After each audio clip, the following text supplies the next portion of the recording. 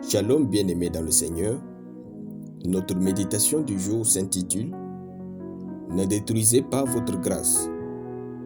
Nous tirons notre texte dans Jacques chapitre 4, le verset 6, qui nous dit ceci. Il accorde, au contraire, une grâce plus excellente. C'est pourquoi l'Écriture dit « Dieu résiste aux orgueilleux, mais il fait grâce aux humbles ». Alléluia. La grâce de Dieu dans notre vie demeure imprégnable et indestructible. Ni Satan, ni les hommes, et même Dieu ne peuvent voler ou détruire la grâce que Dieu vous a accordée. C'est un principe immuable.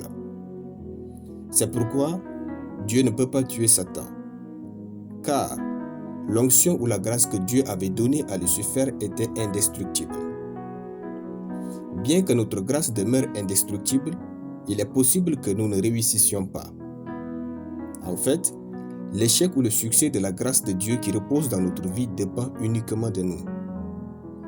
Personne d'autre que nous n'est responsable de notre succès ou de notre échec. Raison pour laquelle, veillons à ne pas rendre stérile la grâce dans notre vie.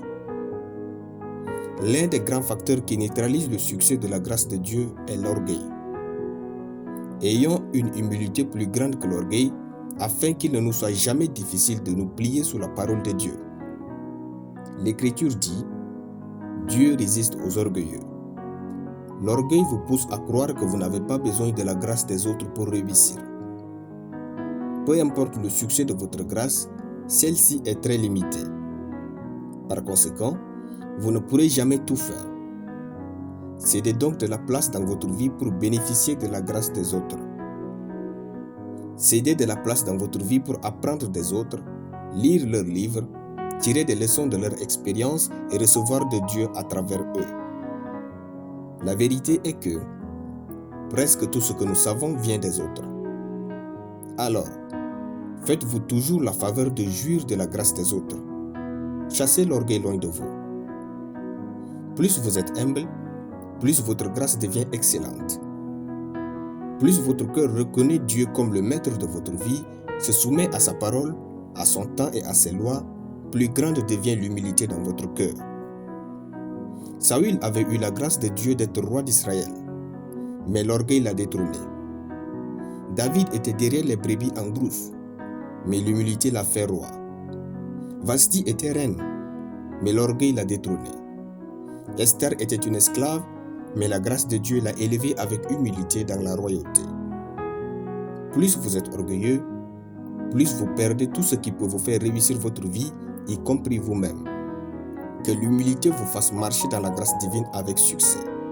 Vous êtes donc bénis en excès. Alléluia. Nous allons prier.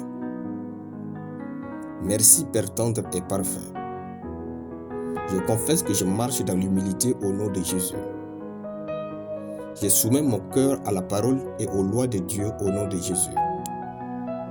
Une grâce plus excellente repose sur moi au nom de Jésus-Christ. Amen.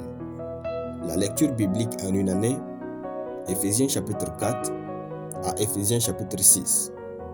Soyez bénis, c'était le pain du ciel.